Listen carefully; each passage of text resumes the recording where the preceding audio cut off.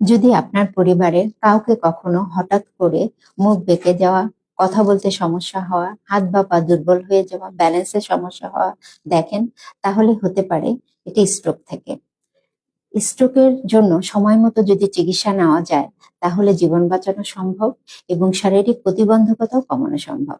আসসালামু আলাইকুম, আমি লায়লা মমতাজ, ফিজিওথেরাপি কনসালটেন্ট। আমি শুক্রবার ব্যতীত প্রতিদিন বিকেল ৩টা থেকে রাত ৯টা পর্যন্ত বসি আলমানা লেজার ফিজিওথেরাপি সেন্টারে।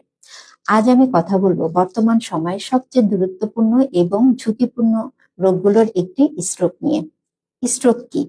স্ট্রোক হচ্ছে মস্তিষ্কে হঠাৎ করে রক্ত চলাচল বন্ধ হয়ে যাওয়া, রক্তনালী ফেটে যাওয়া, অক্সিজেন কমে গিয়ে মস্তিষ্ক ক্ষতিগ্রস্ত হয় এবং শরীরের এক পাশ বা উভয় পাশ দুর্বল হয়ে যাওয়া। স্ট্রোকের পরে প্রথম ৭২ ঘন্টা রোগীর জন্য খুবই গুরুত্বপূর্ণ। স্ট্রোকের প্রকারভেদ: ১ নম্বর হচ্ছে ইসকেমিক স্ট্রোক, ২ নম্বর হেমোরেজিক স্ট্রোক, ৩ নম্বর টিআইএ বা মিনি স্ট্রোক। কাদের স্ট্রোক হওয়ার চান্স বেশি থাকে? যাদের প্রেশার বেশি থাকে, হাই প্রেশার, ডায়াবেটিস, কোলেস্টেরল বেশি, অলস জীবনযাপন করেন, ধূমপান করেন, এক কথায় যারা হেলদি লাইফস্টাইল মেনটেন না করেন। স্ট্রোক রোগীদের চিকিৎসার জন্য টিম ভিত্তিক চিকিৎসা জরুরি। Doctors, physiotherapist, occupation therapist, speech therapist, neurologist, psychologist, nutritionist এবং আরো অনেক বিশেষজ্ঞ প্রয়োজন পড়তে পারে। স্ট্রোকের ধরন যেহেতু এক নয়, স্ট্রোকের চিকিৎসাও এক হবে না। বয়স, স্ট্রোকের ধরন, সমস্যা অনুযায়ী ফিজিওথেরাপি চিকিৎসাও আলাদা হবে। এখন আমরা বলবো কিছু পরামর্শ যা স্ট্রোক রোগীদের সুস্থতার জন্য দরকার। প্রথম পরামর্শ হচ্ছে পজিটিভ থিঙ্কিং। সঠিক মনোবল হতাশা দূর করবে, স্বনির্ভর করবে, রিকভারিটা দ্রুত করবে।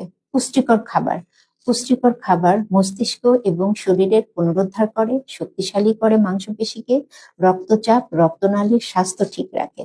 পর্যাপ্ত ঘুম, দৈনিক ৬ থেকে ৮ ঘন্টা ঘুমালে মস্তিষ্কের ক্ষতিগ্রস্ত অংশ মেরামত হয় এবং নতুন নিউরন, নতুন সংযোগ তৈরি হতে সাহায্য করে।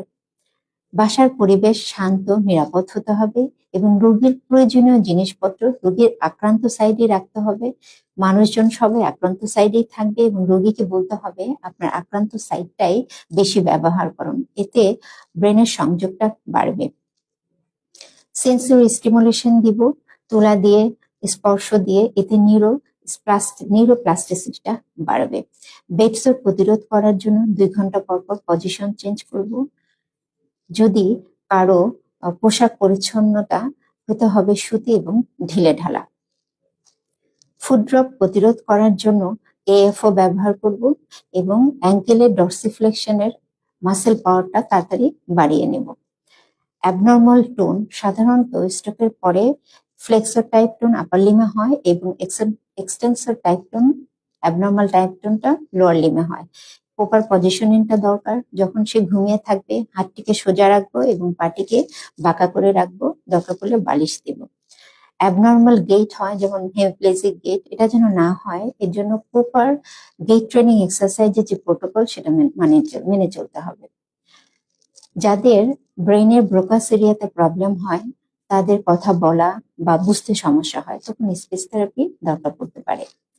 বাউল অ্যান্ড ব্লাডার কেয়ার, তাদের কনস্টিপেশন হওয়া যাবে না, পর্যাপ্ত পানি পান করতে হবে এবং বাউল অ্যান্ড ব্লাডার জন্য এক্সারসাইজ আছে সেটি করাতে হবে। ট্রান্সফার টেকনিক জরুরি।